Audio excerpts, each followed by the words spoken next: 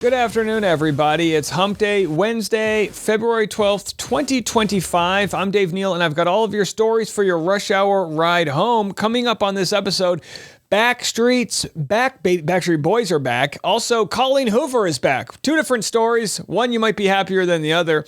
Diddy sues NBC for $100 million. Travis Kelce speaks up after his crushing Super Bowl loss. Blake Lively is in the news as a source says she never intended to sue. Why they're saying she did what she did and why it is very sinister and why it backfired. Also, like I said, Colleen Hoover is back and she has deleted some posts. We'll get into a TikTok that exposes her return to social media.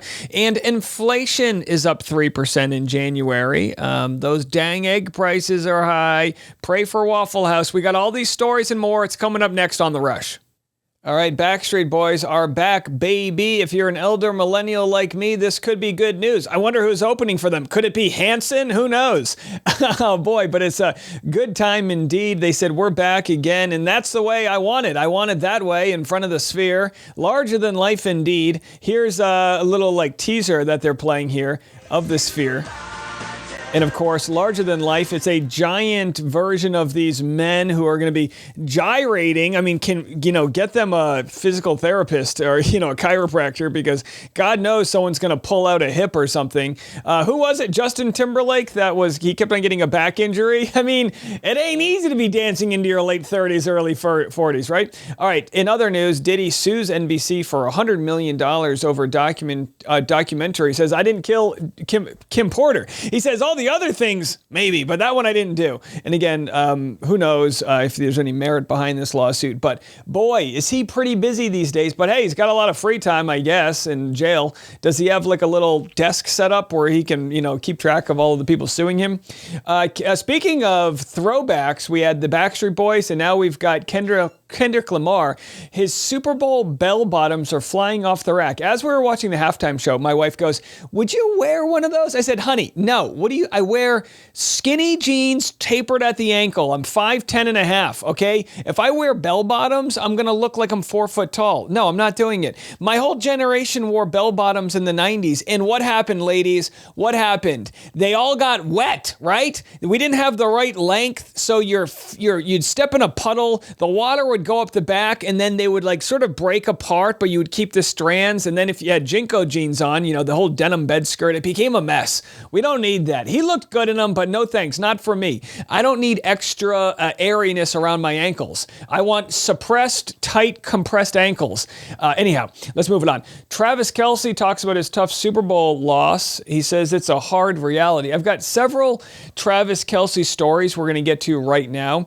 He's reflecting on the tough loss with his brother. Of course, his brother, Jason Kelce, has retired from the Eagles, but Jason Kelce had to watch the Eagles put a real smackdown on the Chiefs. And I have to tell you, all of the videos are going viral. Travis Kelce played really, really bad. I mean, there were multiple plays where he was just standing there on the field. And it brought me back to my high school football days. There's nothing worse than watching film after a loss because you get to see and, they replay it, they pause it. But it was not good, folks. So we're going to listen to what he has to say on his hit podcast. I mean, luckily, he's got a $100 million podcast and a pop star queen to fall back on. Going into the game, I felt as confident as I ever felt in going into a Super Bowl or a playoff game or a big game in my life. And, for a bunch of reasons that it just didn't happen, man. It just wasn't our day. Couldn't find a lick of momentum. I'm kicking myself for some of the tiny, tiny decisions I made on the field, trying to do something more than what I was asked to do during plays. I mean, from what I saw, he did less than he was asked to do. I wasn't the best leader that I could be in motivating my guys and keeping my guys, calm, cool, collected. And you might remember, I don't know if it was last year or the year before, when he bum rushed Andy Reid and got in his face and Andy Reid fell down. He's like a 70-year-old coach. But either way, I think that was last year because people were questioning Travis Kelce, how he loses. Is he a bad loser? Is he tough? How's he going to be in a relationship? Everyone projected his relationship is he abusive? Because they were calling it elderly abuse the way he knocked over Andy Reid. I mean, I just just took it as it was an emotional guy caught up in the moment on a football field. Don't read too far into it, but now we get to see sort of the response to losing on the biggest stage. And I put a lot of that on myself as, the guy that's been in the building for 12 years and seen a lot of football and actually seeing a situation just like this in the Super Bowl, talking about the Tampa Bay Super Bowl. Mm-hmm.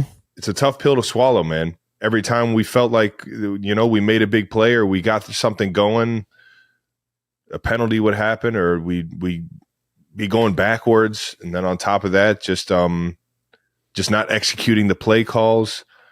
It wasn't the play calls. It was a cumulative effort of everybody just not finding a way to get it done, man. And to happen on the biggest stage sucks, but to have it happen for the second time in my career on the biggest stage, man, it's a tough pill to swallow. It's a hard reality, man. And I love my teammates. I love my coaches, Chiefs Kingdom. I'm sorry for how it ended, but it's fuck. I have a beautiful life. I have a beautiful life, man. I have loved ones. I have the most amazing family in the world that supports me in everything that I do. And they were all there, cheering me on and hoping for the best on Sunday, man. I just have to tip my hat to the Eagles. They were firing on all cylinders coming out, and it just felt like we just never had control over what was going on in that game. And there it is. There's the truth. I mean, you took a butt whooping like a man, and that's the sad way the season ends. Here he is discussing more about how it felt. For you watching this one, Terrible. Yeah, you tweeted out something. I didn't even want to tweet it. I think I would rather do it here because you'd be able to talk more. Yeah. It doesn't matter what happens. Whatever you say is going to get clipped or touched and put out. It sucks. I've always supported you. Every step of the way. It was hard to navigate because obviously I'm trying to say that I have people on the Eagles that I love, and I also have you. And I tried to make it known that I was rooting for you, and it felt like I couldn't be right. It felt like no matter what I said, some people are going to skew it and say that I'm rooting for the Eagles. That's what's got to be so tough, right? Jason Kelce is a star in Philadelphia. He's retired, but they love him. But what are you going to do? Not root for your brother's own happiness and success? And some people are going to skew it and say that I was rooting for the Chiefs or Travis, and it sucked. That's the world we live in, man. I know I always had your support, and I joked around saying with your cheering for the Eagles, listen, you and Kylie are there in Philly and have created one of the most beautiful situations that I've ever seen. You guys are loved by the community out there. Everything from the foundation stuff that Kylie does, both of you guys do, to the countless amount of hours and years you spent in that organization, giving it everything that you have. You don't have to explain anything to anybody. As long as the people right here, I know who Jason Kelce is. And by the way, so what happens is this. Here's the psychology behind it.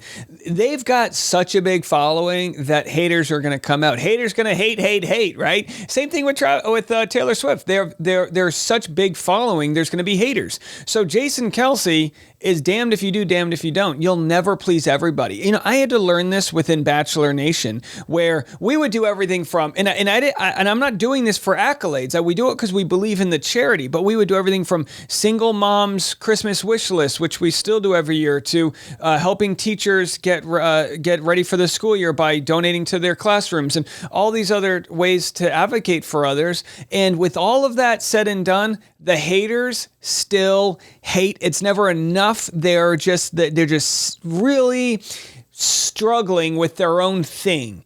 And I try my best to not meet that with its own negativity, but it's hard. You just want to clap back at it. And what Jason Kelce had to go through this year, you had that guy filming him, trying to provoke him, and he slapped the phone out of him and called him the slur. Like a guy called him the F word, and he responded and called him, who's the F word now? And it was like, and then Jason Kelce was blasted. So what they've learned is there's no way to handle the situation. Although I would argue hire some private security and just give these guys a real strong elbow in the ribs rib when no one's looking. I mean, a little bit of violence, right? We all respond to a good slap, don't we?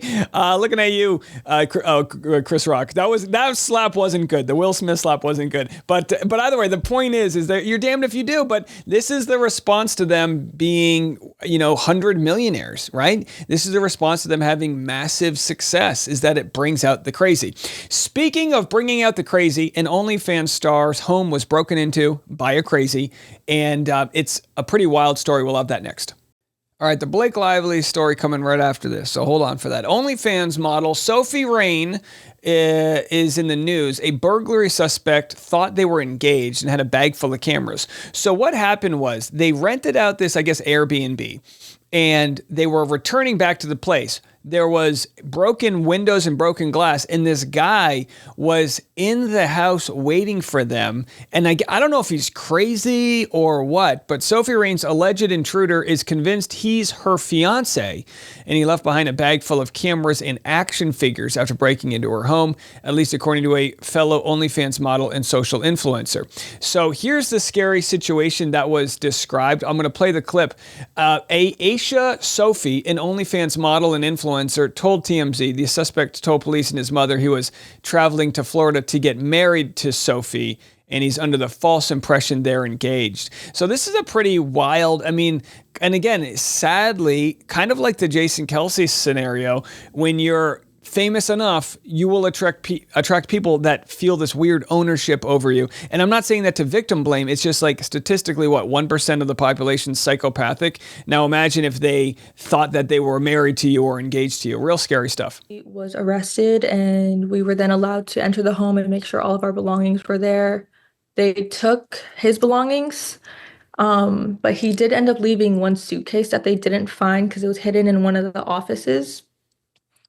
And so in his backpack that they took, he had cameras and some clothes, like just regular men's clothes. And they made sure that none of the cameras were ours, but we were kind of scared if he hid cameras around the house. So we are no longer staying there, thankfully. But yeah. In his suitcase, we ended up just finding more clothes and action figures. So us trying to enter his mind, we're like, did he really think he was just gonna stay here? And why does he have action figures? I mean, it's like you can't even imagine what someone's doing if they're on a psychotic break or whatnot. And maybe he wouldn't have been violent, but you just never know these scenarios. And again, how bizarre of a world we live in that OnlyFans models, that you say it and it doesn't even seem like a weird thing.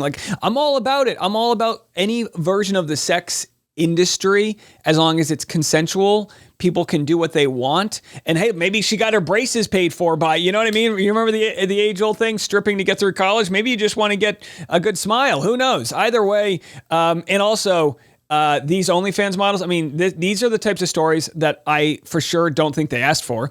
But it'll benefit their business in an odd way. But yeah, if you're making money on OnlyFans and you're that big, make sure you're taking care of your security and things like that. Really scary stuff. All right. Well, boy, regardless of whether they're, working as bank tellers or OnlyFans, it doesn't matter. You should never feel that fear of thinking you've been violated. I remember one time a girl that I was dating back in the day on the East Coast, her home was burglarized. We returned to it after a burglary. And that feeling of fear, that scared feeling, that really gross feeling like you've been violated, you just can't imagine. You can't imagine. So I hope they figure this out. And I hope the guy gets help because clearly he's a sick person as well. All right, well, here it is.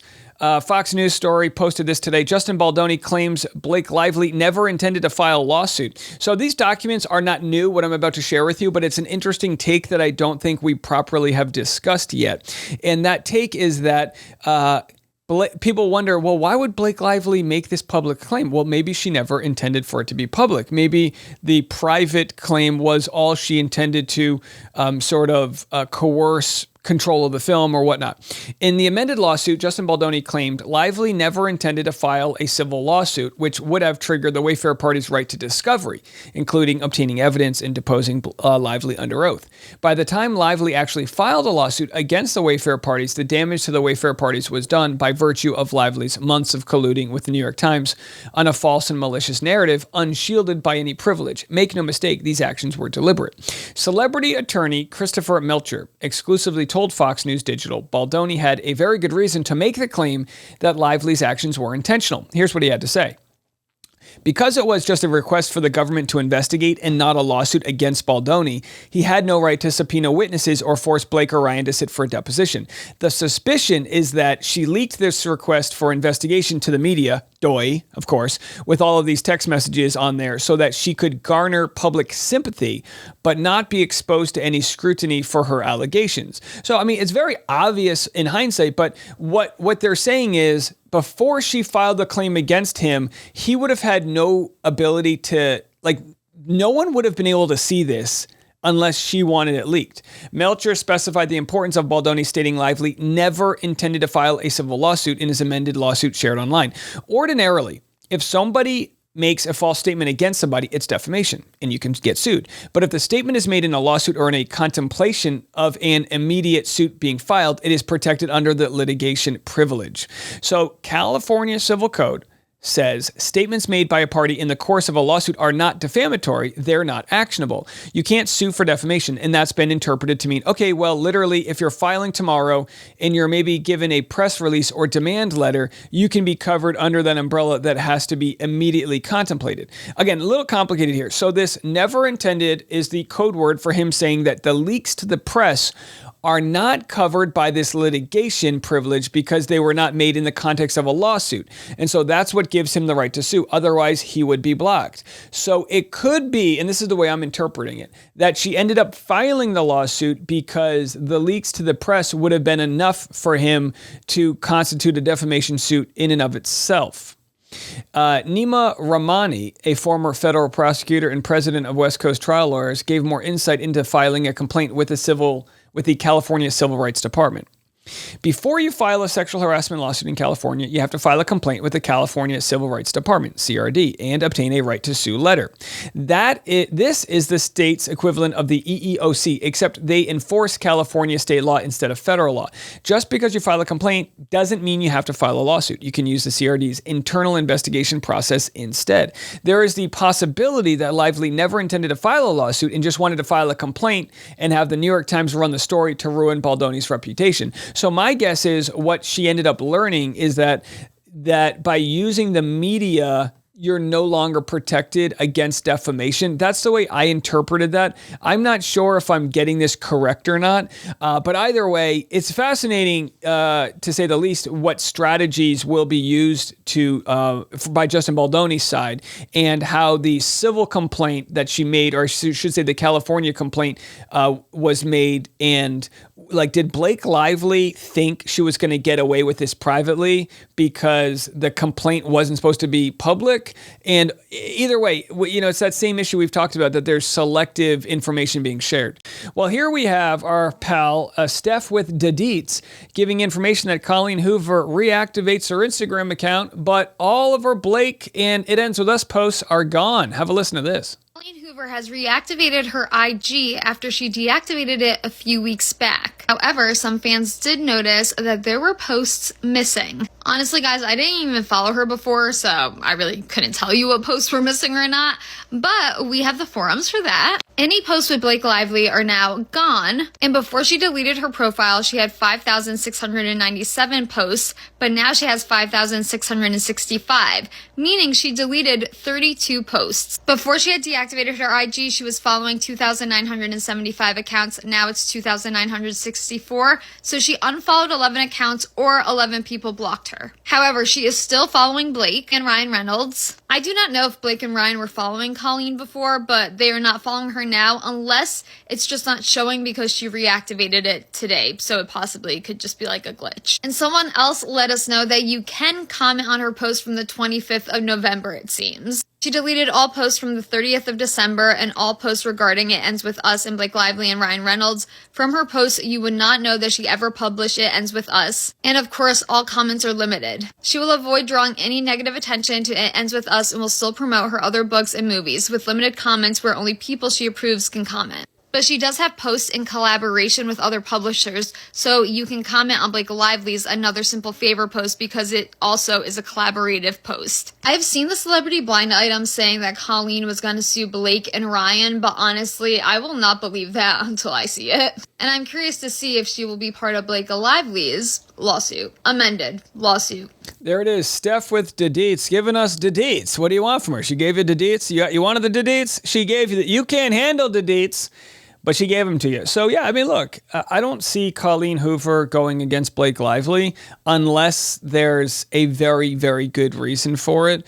It could be that information comes out in discovery that Colleen Hoover was conspiring with Blake Lively to talk about getting control of the film back, which wouldn't be illegal if Colleen Hoover believed Blake Lively's claims, right? She would be operating under the expectation that Blake Lively wasn't lying, which, by the way, could be a lot of the cast and crew that were defending Blake Lively. They could have just believed her that Justin crossed this line, not having all the details that we may be privy to. So who knows? Either way, it's an interesting story. And our final story of the day, trending on Twitter, was 3% in January was trending on Twitter. And as we find out what that 3% is a rise in inflation rising to 3%, which is a big deal. Here is Donald Trump on the campaign back in July. Remember this? He had the gauze over the ear after being shot. What a wild world we live in. Here he is saying that inflation will go down when he becomes president. So tonight, I make this pledge to the great people of America. I will end the devastating inflation crisis immediately, bring down interest rates, and lower the cost of energy. We will drill, baby, drill. So tonight... And there it is. Inflation's up to 3%. Now, look, do I blame Trump for all of this? No, not at all. I mean, look, there's a bird flu crisis. There's millions of birds being killed, to prevent the spread of bird flu. Absolutely. Like, I don't blame him for all these things. The only problem is, this is the type of stuff that would be used against Biden, and I think we just have to be fair, right? Inflation isn't all caused by the president, but this is like, there are plenty of examples where a lot of experts said this was going to happen. I mean, they said, if you're going to fuck around with tariffs, people are going to retaliate, you're going to start a trade war, it's going to make everything more expensive. So let's not pretend like we didn't expect this was going to happen. Really, New York Times? Really? This is how you're going to report on this? Inflation rises unexpectedly? Come on. Literally every economist in the country said that if Donald Trump got elected and did exactly what he's trying to do right now, that it would hurt the economy, that inflation would skyrocket. All right, and that's where we are. And they're not going to bring interest rates down until they get inflation under control. Once inflation's under control, which it didn't, it was trending in the right direction, and then it kind of was stagnant. So until that happens, we're not going to see lower mortgage rates, which means we're not going to see people buying homes, and we're going to be kind of stuck in this economy where people don't really want to spend money. It's not a recession, but everyone's kind of nervous about what's going to happen. Hey, it's the world we live in, folks. I get it. Well, you can watch my channel for free, so we got that at least. Okay, folks, that's it for me. We'll be back in the morning. If you appreciated the 5 or 6 videos we made today, if you appreciate the multiple podcasts and all that we got going on, consider liking it, sharing it with a friend, leaving a nice comment, or giving us a 5-star review on the Apple Podcast apps. If you're watching on YouTube, you can go to the Rush Hour with Dave Neal. I've also got this QR code right here. You can scan literally if you're watching on YouTube, and you can you can help us out. We appreciate all the support. Thank you guys so much. We'll see you in the morning. I'm Dave Neal. This is The Rush.